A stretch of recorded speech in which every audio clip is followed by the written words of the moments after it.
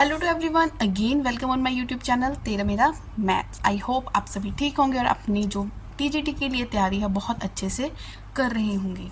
तो हमने जो स्टार्ट किया हुआ है वो है हमारा टॉपिक मैट्रिसेस। आज की वीडियो बहुत ज़्यादा इंटरेस्टिंग होने वाली है, क्योंकि इस वीडियो में मैं सारे आपको जो भी टीजीटी के एग्ज़ाम में मोस्टली अलग अलग स्टेट से जो भी क्वेश्चन मैट्रिसेस से पूछे गए हैं वो देखो कैसे चुटकियों में सॉल्व होने वाले हैं। तो आप देखोगे अगर आप उसको बिल्कुल ही बेसिक मेथड से करोगे तो आई थिंक 5 मिनट 3-4 मिनट से कम किसी में टाइम नहीं लगेगा। लेकिन इस वीडियो में मैं आपको बिल्कुल ट्रिक बेस्ड क्वेश्चन बताने वाली हूँ। तो नोट्स बनाने स्टार्ट कर दें। फर्स्ट टाइम विजिट कर रहे हो तो चैनल को सब्सक्राइब कर लें। बहुत ज़्यादा बॉडी इंटरेस्टिंग होने वाली है ये वीडियो। पूरी वीडियो को देखें। कोई भी क्वेरी हो तो कमेंट सेक्शन में बता सकते हो। अगर किसी ने फर्स्ट टाइम मेरे इस चैनल को ज्वाइन किया हुआ है तो सबसे पहले तो आप नोटिफिकेशन के लिए बेल आइकन को प्रेस कर ले। पुरानी वीडियोस जितनी भी अभी तक मैंने अपलोड कर रखी है ना, वीडियो के कहाँ पे जाओगे, डिस्क्रिप्शन बॉक्स में जाओ, लिंक मिलेगा आपको प्लेलिस्ट का। आराम से बैठ के पूरी एक एक वीडियो देखो, नोट्स बनाओ।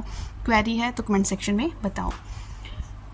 स्टार्ट करने वाली हूँ आज की इंटरेस्टिंग वीडियो। अपने आप को एनालाइज करना है कि आप कितने क्वेश्चन खुद कर पाते हो। ठीक है, जैसे क्वेश्चन देखोगे वीडियो को पॉज कर दो। ठीक है, खुद करके देखो। अब देखना कि जो मैंने थ्योरी पोर्शन आपको करवा रखा है ना, आपको कितना ज़्यादा इन क्वेश्चंस में हेल्पफुल होने वाला है। तो थ्योरी को तो आप बिल्कुल भी इग्नोर कर ही नहीं सकते, तभी मैंने क्वेश्चन से पहले आपको थ्योरी करवाई थी। Student, note down the first question और सेकंड क्वेश्चन आपको दोनों आपकी स्क्रीन में दिख रहा है ना, जल्दी से नोट डाउन कर लो। नोट डाउन करो और आंसर करके बताओ। जिसने कर लिया ना उसको खुद ही ये सेल्फ एनालाइज हो जाएगा कि हाँ उसकी तैयारी अच्छे से चल रही है। तो ये आपके सामने दोनों क्वेश्चन है। वीडियो को करो पोज, आंसर खुद निकालो विद इन सेकेंड्स। जिसने प्रीवियस वीडियो देखी है तो मैंने हर किसी पे नहीं लिखा कि ये उस स्टेट का क्वेश्चन है उस स्टेट का। जितने भी क्वेश्चन इस वीडियो में डिस्कस होने वाले हैं वो कहीं ना कहीं पूछे ही गए और कई बार काफ़ी बार रिपीट हो चुके हैं। कुछ क्वेश्चन ऐसे थे कि एक स्टेट ने पूछे हैं और वही क्वेश्चन दूसरी स्टेट भी सिमिलर क्वेश्चन पूछ रहा है। तो अगर कुछ रह भी गया ना अब हमारा, वो इन क्वेश्चन से कवर अप होने वाला है। तो मुझे लग रहा है कि मुझे मैट्रिसेस पे भी 2 वीडियोस क्वेश्चन पे बन जाएगी। तो आज की वीडियो एक नेक्स्ट वीडियो आएगी, वो भी प्रीवियस ईयर क्वेश्चंस पर ही होगी। ठीक है, तो अब मैं आपको बताने वाली हूँ कि ए मेरे पास कोई स्केयर मैट्रिक्स है, जल्दी से हम कैसे टिक करेंगे। मुझे क्वेश्चन दिखा, अब मैंने अपने ज्ञान का थोड़ा सा प्रीवियस ज्ञान का यूज़ किया। जो मैंने ये देखो आपको कल वाली वीडियो में ये सारे इंपॉर्टेंट रिजल्ट्स लिखवा दिए थे कि आप इसको अच्छे से पढ़ लेना। अब देखो हमारे क्वेश्चन में कौन सा रिजल्ट यूज़ होने वाला है। मुझे पूछा गया है एडजॉइंट ऑफ ए। तो आप सेकंड पॉइंट देखो, इसका मैंने आपको लिखवाया हुआ है कि एडजॉइंट ऑफ ए को आप किस तरह से ओपन करोगे। स्टूडेंट्स, आप इसको लिखोगे कैसे लिखा जाएगा। ये होता है एडजॉइंट ऑफ ए। ठीक है, इज इक्वल टू, आप इसको बिल्कुल टिप्स पे कर लो। ठीक है, टिप्स पे करोगे तो आंसर भी विद इन सेकेंड टिक होगा। Determinant of A n-2 into A. इस वे से ये ओपन किया जाता है। ठीक है, प्रीवियस वीडियो का कंसेप्ट था और यही क्वेश्चन पूछा गया है। तो कुछ भी फालतू कंटेंट इस वीडियो में, मेरी किसी भी वीडियो में आपको नहीं मिलेगा। हर एग्जाम पॉइंट ऑफ व्यू से इंपॉर्टेंट कंटेंट ही होगा। स्टूडेंट्स, यहाँ पे जो n है वो है ऑर्डर। ठीक है, ऑर्डर हमें क्वेश्चन में n ही दे रखा है तो हम इसको n ही रहने देंगे। तो ठीक है, यही आंसर हमारा आ गया। तो ऑप्शन नंबर सी कितना टाइम लगेगा, जिसको रिजल्ट पता है विद इन सेकेंड वाला क्वेश्चन था। कोई भी क्वेश्चन, अभी आगे इतने इंटरेस्टिंग क्वेश्चन आने वाले हैं, अगर आप उसको करोगे ना तो मिनिमम 2-3 मिनट आप उसमें कंज्यूम करने वाले हो। पर ऐसा मैं आपको कोई भी मेथड नहीं बताऊंगी कि आपका टाइम वेस्ट हो। और देखो छोटी छोटी बातें जो मैं लिखती नहीं हूँ बोलती भी हूँ ना, उनको भी नोट कर लिया करो, क्योंकि वो भी आपको ऑप्शंस डिलीट करने में देखो कितनी हेल्पफुल होती है। अब सेकंड क्वेश्चन पढ़ते हैं। If A is a singular matrix then this. सिर्फ ये 2 अक्षर दे रखे हैं, इसमें अपना बेसिक ज्ञान का यूज़ करो कि आप क्या क्या कर सकते हो। देखो यहाँ पे लिखा है सिंगुलर मैट्रिक्स। मुझे सिंगुलर मैट्रिक्स का एक रिजल्ट पता है। जब मैंने आपको सिंगुलर मैट्रिसेस पढ़ाया था, मैंने बोला था students, singular matrices is that matrices whose determinant is equal to 0। वो मैट्रिसेस होती है जिसका डिटर्मिनेंट क्या होता है, 0 होता है। अब आप देखो, जब मुझे ये चीज़ निकालने के लिए इस क्वेश्चन में बोली गई है, मुझे क्या निकालना है, ए डॉट एडजॉइंट ऑफ ए। ठीक है, ए डॉट एडजॉइंट ऑफ ए, ये चीज़ मुझे फाइंड आउट करनी है। तो जब हम एडजॉइंट ऑफ ए की बात करते हैं तो वहाँ पे हम डिटर्मिनेंट का यूज़ करते हैं। ठीक है, वहाँ पे डिटर्मिनेंट होता है। डिटर्मिनेंट तो ऑलरेडी 0 है क्योंकि सिंगुलर मैट्रिक्स है, तो उसका लिंक होता है कि उसका डिटर्मिनेंट 0 होगा। तो एडजॉइंट ऑफ ए में डिटर्मिनेंट का यूज़ होता ही है। तो इसका आंसर कितना बनेगा, ज़ीरो किसी भी चीज़ से मल्टीप्लाई होकर ज़ीरो ही देगा, ज़ीरो मतलब answer will be null matrix. तो इसकी ऑप्शन नंबर बी जो होगा वो इसका आंसर होगा। तो आई होप ये 2 क्वेश्चन आपको बिल्कुल अच्छे से क्लियर हो गए होंगे। क्या करना था इसमें, तो पेन उठाने वाली बात भी नहीं थी, जस्ट आपको बेसिक पता होना चाहिए था, तब आप इसको ईजिली टिक कर सकते हो, ठीक है, विद इन सेकेंड्स वो भी। तो देखना है कि कैसे कैसे पूछने वाले क्वेश्चन पूछते हैं। हमें लगता है कितना लेंथी पूछ लिया, कुछ भी लेंथी नहीं होता अगर हमें टिप्स ट्रिक्स बेसिक सब कुछ पता है। तो कहीं भी बार बार मुझे ये ना बोलना पड़े कि कंटेंट अच्छा लग रहा है तो वीडियो को लाइक करो, चुपचाप कर देना, ठीक है। लग रहा है कि ये वीडियो हमारे मतलब की है तो वीडियो को लाइक ज़रूर करना। तो स्टूडेंट ये है हमारा 3rd क्वेश्चन एंड ये है 4th क्वेश्चन। पता है तो क्या करना है, वीडियो को पॉज करना, खुद करके देखो, खुद भी कर लेते हो तो देखना है हम कितना टाइम ले रहे हैं, ठीक है। उसके बाद मेरे आंसर के साथ आप अपना आंसर मैच कर लेना।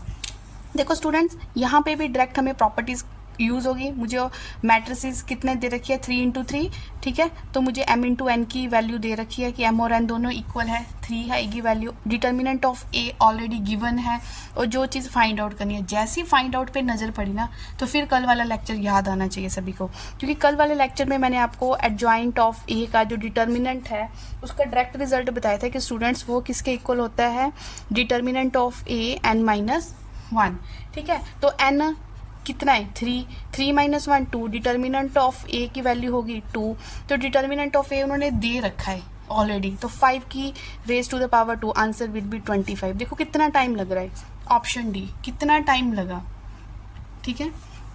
बिल्कुल ही आपके मतलब की वीडियो आज जितने भी कंसेप्ट मेरे अभी तक मैट्रिसेस में रह गए हैं वो मैं इन इंपॉर्टेंट क्वेश्चंस के थ्रू आपके कवर अप कर दूंगी, ठीक है। तो आप वीडियो में पूरा देखें, वीडियो में बने रहे और आने वाली कल की वीडियो भी आपको ज़रूर ही देखनी पड़ेगी, तब जाके आपका मैट्रिसेस टॉपिक जो है वो कंप्लीट होगा। नोटिफिकेशन के लिए बेल आइकन कर ले प्रेस। टाइमिंग क्या होती है मेरी वीडियो की, रोज़ शाम को 8 और 9 के बीच में मेरी वीडियो आपको मिल जाएगी, ठीक है। अब देखो क्वेश्चन नंबर 4, वेरी इंटरेस्टिंग, ये भी बहुत इंटरेस्टिंग है।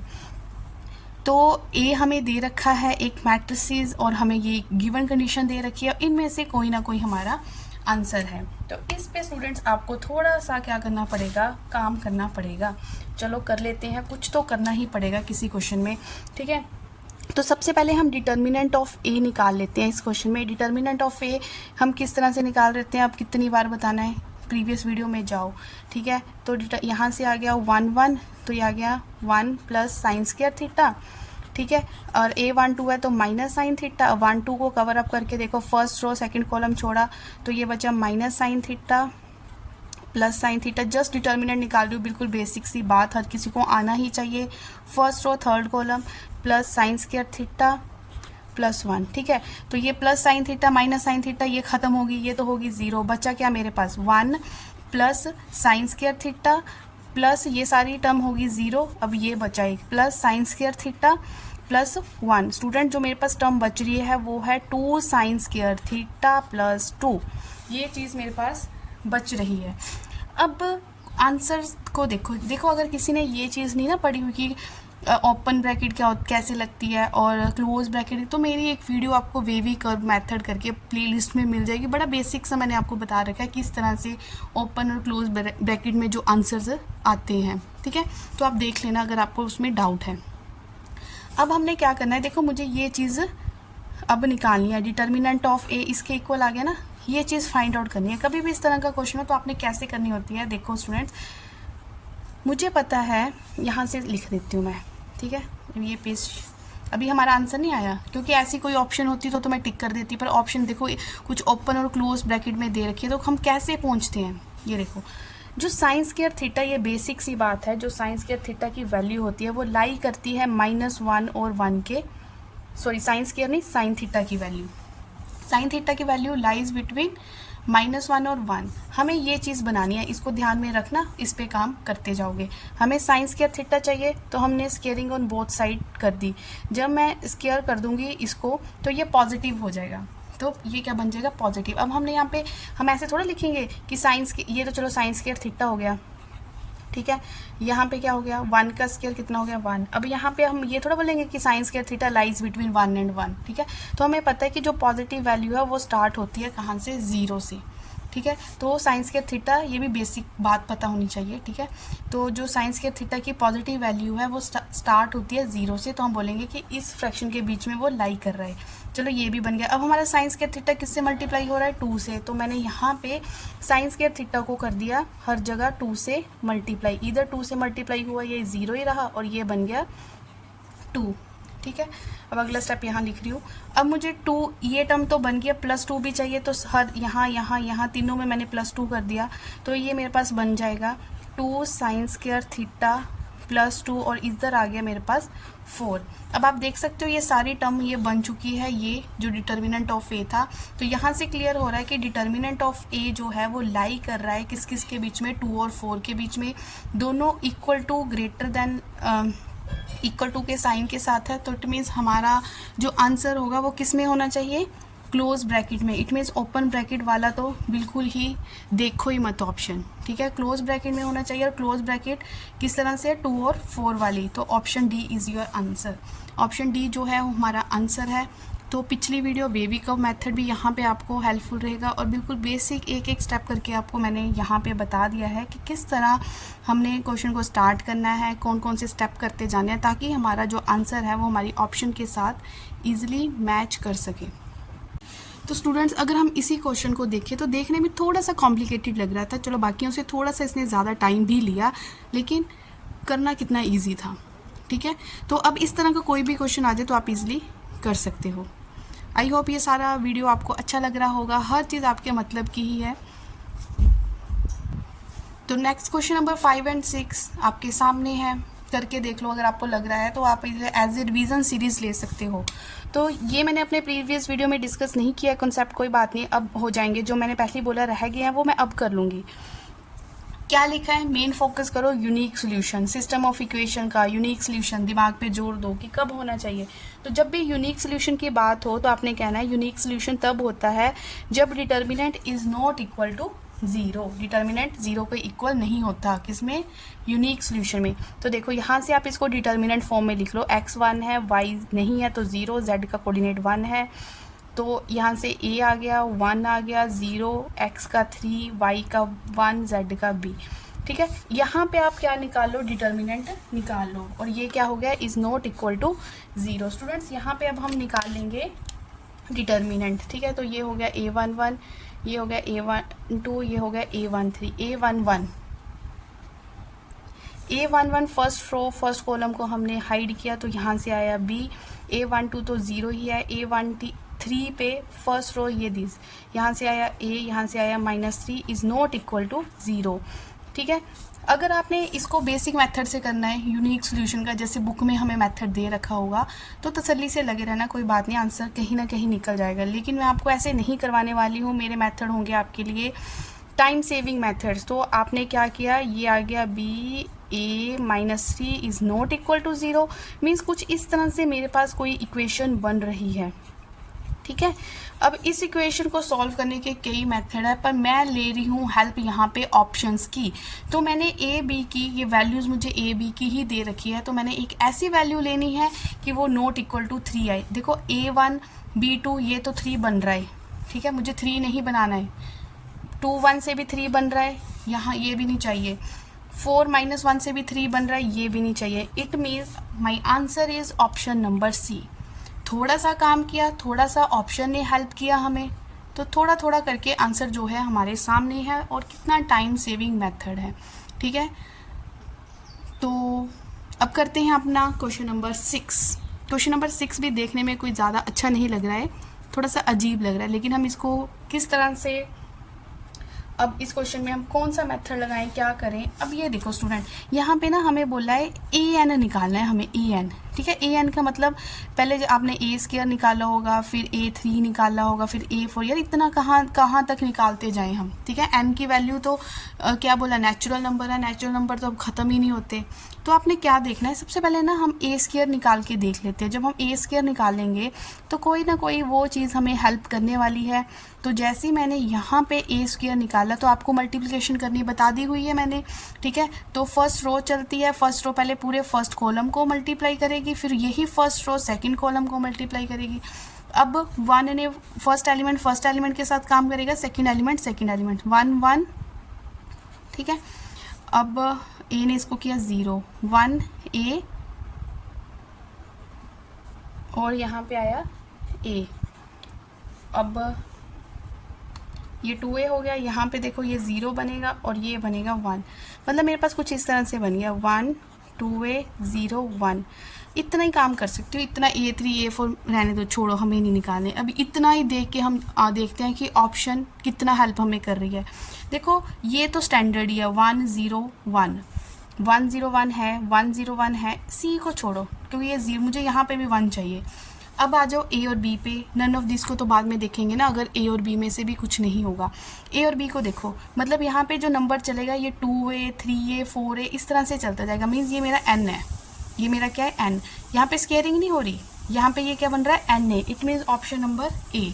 समझ रहे हो ना स्टूडेंट्स, जब आप इसको A3 करोगे ना तो ये इस तरह से बनेगा 1 0 3a 1 करके देख लेना, ठीक है। A4 करोगे तो 4a, इट मीन्स ये NA मल्टीप्लाई होता जा रहा है, NA बन रहा है, तो option number A is my answer. देखो कितना इंटरेस्टिंग था, कितना इंटरेस्टिंग था। मैंने बोला थोड़ा सा काम करो, थोड़ी सी हेल्प हमें कौन कर देगी बेचारी, ये जो ऑप्शंस दे रखी है बहुत हेल्प कर, थोड़ी क्या बहुत ही हेल्प कर देंगी।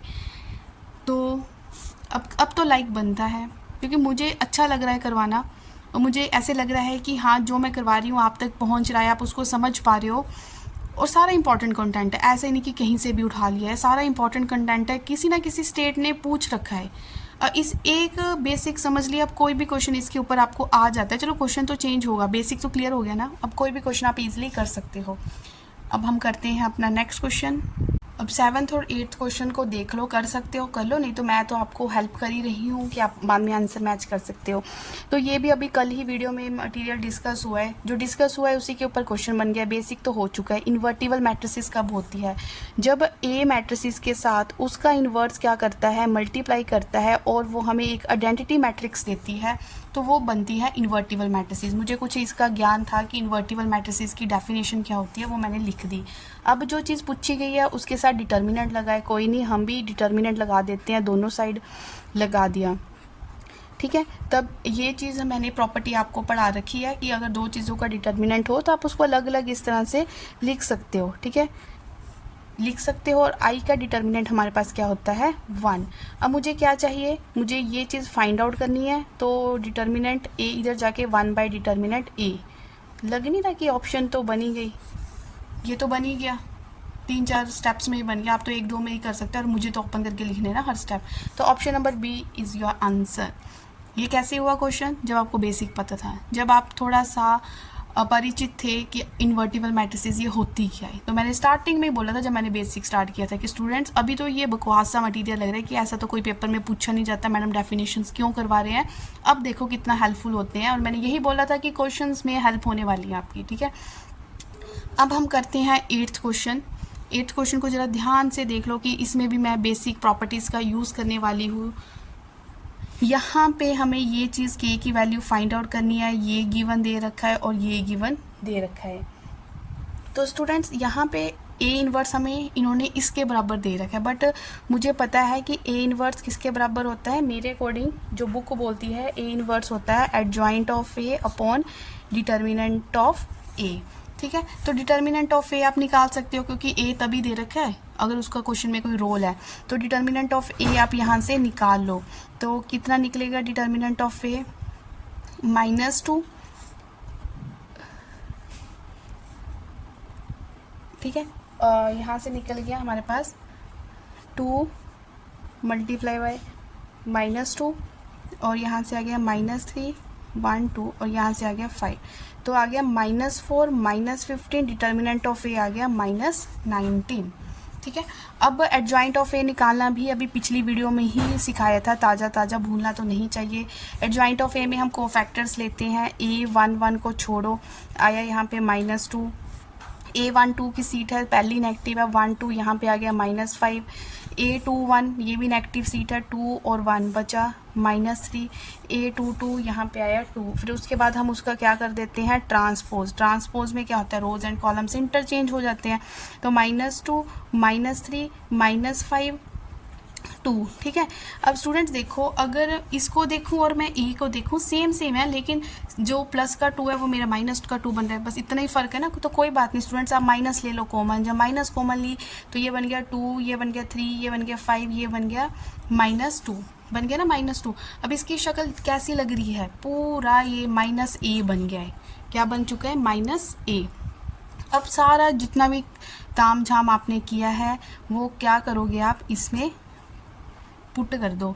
क्या पुट किया कि मेरा ए इनवर्स किसके इक्वल आ गया, एडजॉइंट ऑफ ए की जगह मैंने लिख दिया -a, और डिटर्मिनेंट ऑफ ए मैंने अभी निकाला -19, ठीक है। ये हो गया कैंसिल, मेरा कितना आया, a/19।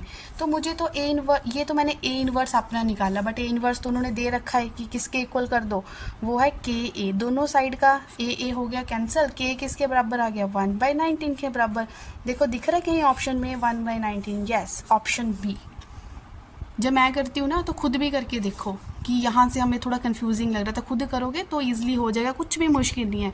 तो इस क्वेश्चन में आपको इन्वर्स ए लिखना आना चाहिए, डिटर्मिनेंट ऑफ ए निकालना आना चाहिए, एडजॉइंट ऑफ ए निकालना आना चाहिए, सब कुछ आता था।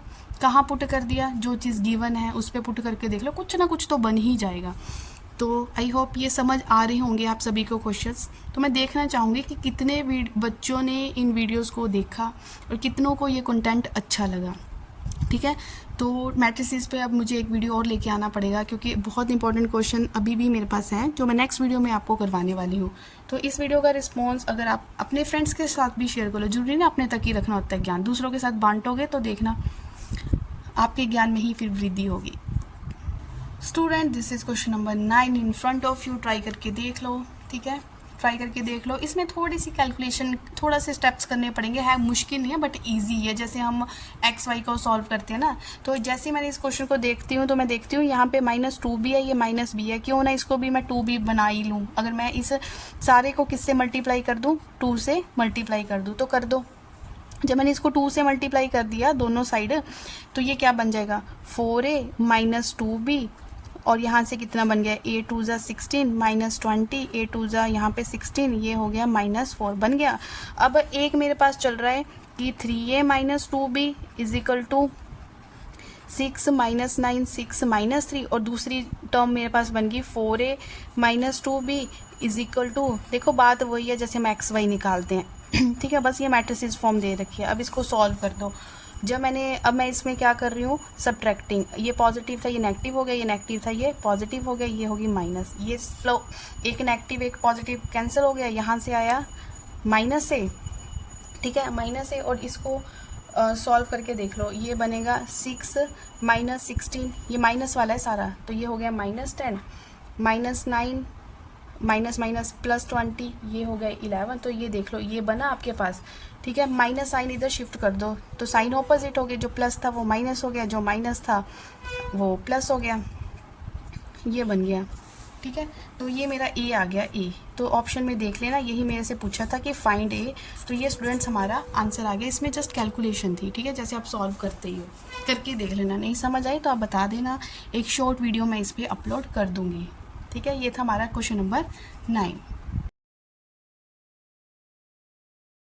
तो स्टूडेंट क्वेश्चन नंबर 10 और 11 देख लो, करके ट्राई करके देख लो कि आप इजीली इसको कर पा रहे हो, ऑप्शन आपके सामने है, आंसर मैच कर लेना, ठीक है। बाकी स्टूडेंट चलो देखो मैं कैसे सॉल्व कर रही हूँ। मैं देख रही हूँ कि ए और बी मुझे दो मैट्रिसेस दे रखी है, एक मुझे गिवन कंडीशन ये दे रखी है, और ये चीज़ मुझे फाइंड आउट करनी है। ये ऑप्शन जितना भी दिया हुआ है इसी पे तो हमें काम करना होता है।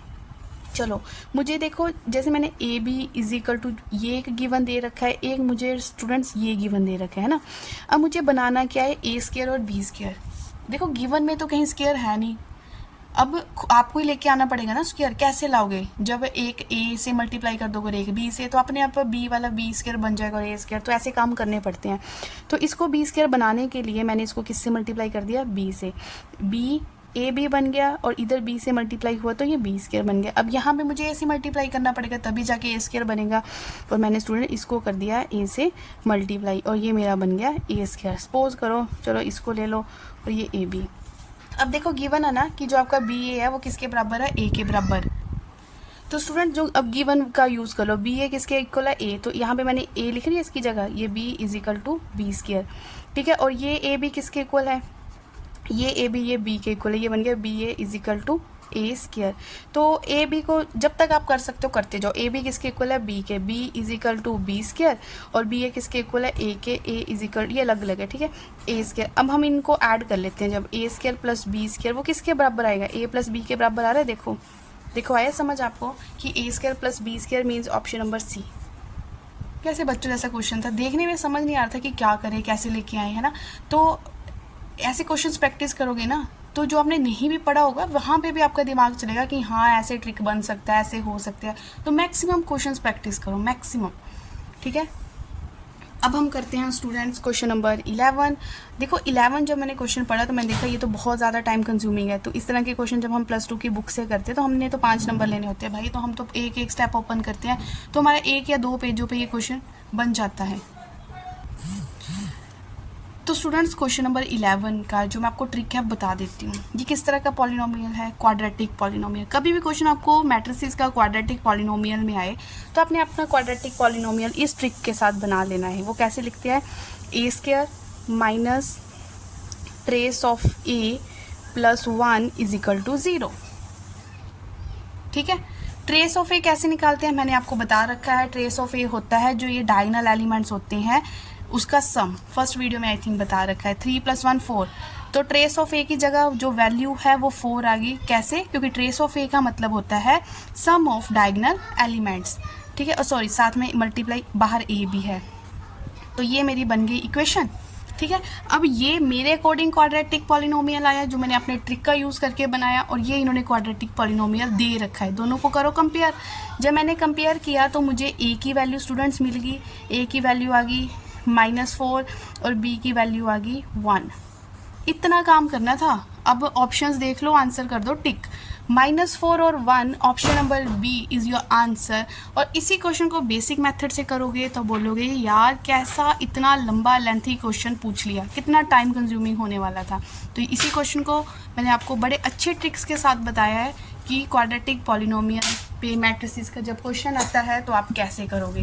आई होप आपको अच्छे से क्लियर हो गया होगा। देखो क्लियर तो हो जाता है, लेकिन अगर हम किसी चीज़ की रिवीजन नहीं करते ना तो 2-3 दिन वो आपके माइंड में रहेगी, अगले दिन वो बिल्कुल वॉश आउट हो जाएगी, ठीक है। तो रिवीजन मस्ट है, हर वीडियो में बोल रही हूँ मैं, रिवीजन आपकी मस्ट है। Students this is question number 12। Symmetric और स्क्यू सिमेट्रिक मैट्रिसेस पे आपको है, जो कंसेप्ट बहुत अच्छे से मैंने आपको करवाया है, ठीक है। तो सारी वीडियोस का लिंक आपको डिस्क्रिप्शन बॉक्स में मिलेगा। जिन्होंने मेरी प्रीवियस वीडियोस नहीं देखी है ना वो देख सकता है। अगर बेसिक पता हो, थोड़ा पढ़ने में मज़ा आता है और कुछ नहीं है, ठीक है। तो सिमेट्रिक मैट्रिसेस वो मैट्रिसेस होती है, कौन सी मैट्रिसेस होती है जी, सिमेट्रिक मैट्रिसेस वो मैट्रिसेस होती है जहाँ पे ए इज इक्वल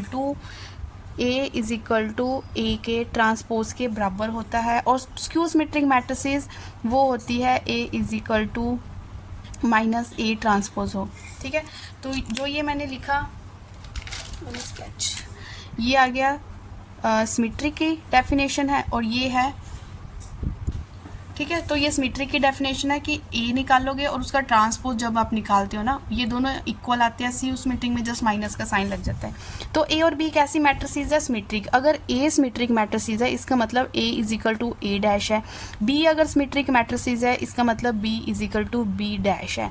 अब हमने बताना है कि इनमें से स्क्यू सिमेट्रिक मैट्रिसेस कौन सी है, ठीक है स्टूडेंट्स। हमें इस फॉर्म में जो है ऑप्शन इस फॉर्म में चाहिए, तो हम क्या करेंगे, ए प्लस बी, फर्स्ट ऑप्शन से मैं काम कर रही हूँ। मैंने फर्स्ट ऑप्शन उठाई, उसका किया ट्रांसपोज, ठीक है। अब देखती हूँ ये किसके इक्वल आता है। अगर ये चाहे आप इसको ऐसे भी तो लिख सकते हो ना स्क्यू सिमेट्री को, कि A transpose is equal to -a, है ना, ये भी तो स्क्यू सिमेट्री की है। तो ये किसके इक्वल है, प्रॉपर्टी बता रखी है, ठीक है स्टूडेंट। तो ये भी प्रॉपर्टी डिस्कस हो चुकी है। ये कांस्टेंट का ट्रांसपोज हो तो कांस्टेंट निकल जाता है बाहर, और a प्लस बी का होल ट्रांसपोज हो तो हम उसको लिख सकते हैं a transpose plus b transpose, ठीक है। अब जो a ट्रांसपोज है, a ट्रांसपोज किसके इक्वल है, a के इक्वल है। b ट्रांसपोज किसके इक्वल है, b के इक्वल है। तो ये देखो ये सारे का सारा सेम आ गया, A transpose is equal to A, ठीक है। तो ये तो कौन सी मैट्रिसेस बनी, ये तो सिमेट्रिक की डेफिनेशन आ रही है, इट मीन्स फर्स्ट ऑप्शन नहीं होगी, ठीक है। ऐसे ही आप ऑप्शन नंबर बी को चेक करो। जब मैंने ऑप्शन नंबर बी चेक की तो ऑप्शन नंबर बी नहीं होगी, ये आप चेक करके देख लो। ऑप्शन नंबर सी को अब मैं चेक करती हूँ, ठीक है। ऑप्शन नंबर सी को जब मैंने चेक किया, मैंने इसको ट्रांसपोज से स्टार्ट किया, ठीक है। इसका मतलब ए बी का होल ट्रांसपोज हो तो ए पहले का ट्रांसपोज प्लस दूसरे का ट्रांसपोज, ठीक है। और ये भी प्रॉपर्टी मैंने स्टूडेंट्स आपको बता रखी है, प्रॉपर्टीज़ का खेल है, ठीक है। प्रॉपर्टीज़ को थोड़ा लाइटली मत लेना। प्रॉपर्टीज़ डायरेक्ट भी पूछी जाती है और क्वेश्चन में भी डायरेक्ट यूज़ होती है। अब इसको जब हम ओपन करते हैं तो कहीं ए ट्रांसपोज बी ट्रांसपोज करके ओपन मत कर देना, ये बनता है बी ट्रांसपोज ए ट्रांसपोज। और जब ये ओपन होगा ये बनेगा ए ट्रांसपोज बी ट्रांसपोज। अब बी ट्रांसपोज किसके बराबर है, बी के। ए ट्रांसपोज ए के बराबर है, ये है ए के बराबर, ये है बी के बराबर, ये बन गया। तो ये भी तो किसकी डेफिनेशन में आ रहा है, ये भी सिमेट्री की डेफिनेशन में आ रहा है। इट मीन्स ये भी नहीं होगा, क्योंकि अगर कोई ए अपने ट्रांसपोज के इक्वल आ जाए इट मीन्स वो सिमेट्रिक होता है। जिसको ये बेसिक पता है ना वही समझ पाएगा कि मैं क्या खिचड़ी सी पका रही हूँ, ठीक है, वही समझ पाएगा मेरी खिचड़ी। अब सीधा आपने ज़्यादा टाइम वेस्ट नहीं करना, बच्ची एक ऑप्शन, सीधा उसको टिक मारो, बाहर निकलो, ठीक है। तो 12 क्वेश्चन हमारे इस वीडियो में हो चुके हैं। अपनी तरफ से तो मैंने यही कोशिश की है कि 12 के 12 क्वेश्चन आपको बिल्कुल डायरेक्ट आपके दिमाग में घुस गए होंगे कि किस तरह से हम शॉर्ट वे से आंसर निकाल सकते हैं। बस प्रैक्टिस कर लेना अच्छे से, ठीक है। सुनने में तो समझ आ जाता है लेकिन खुद करो तब पता चलता है कि कौन सा स्टेप कहाँ पे फंस रहा है। तो नेक्स्ट वीडियो में भी मैं मैट्रिसेस के प्रीवियस ईयर के क्वेश्चन ही लेके आ रही हूँ। तो मैं चाह रही हूँ कि आप मैक्सिमम स्टूडेंट के साथ इस वीडियो के कंटेंट को शेयर करें, ताकि और लोगों तक ये अगर कंटेंट पहुँच सके, जिनको मतलब जो भी समझना है समझ लो, मतलब मैक्सिमम लोगों के साथ शेयर करो। लेकिन जो स्टूडेंट जुड़े हैं वो तो रेगुलर मतलब टच में रहें, ठीक है। तेरा मेरा मैथ्स करके अलग से कॉपी बना ले और जो मैं आपको पढ़ा रही हूँ वो नोट करते जाएं, फिर बाद में एनालाइज कर लेना कि कितना उसमें से मटेरियल जो है एग्ज़ाम में पूछा जा रहा है कि वो इम्पोर्टेंट था या नहीं था, ठीक है। तो स्टूडेंट्स मिलते हैं अब हम नेक्स्ट वीडियो में सेम कंटेंट के साथ, मतलब प्रीवियस ईयर क्वेश्चन के साथ। तो टिल देन टेक केयर।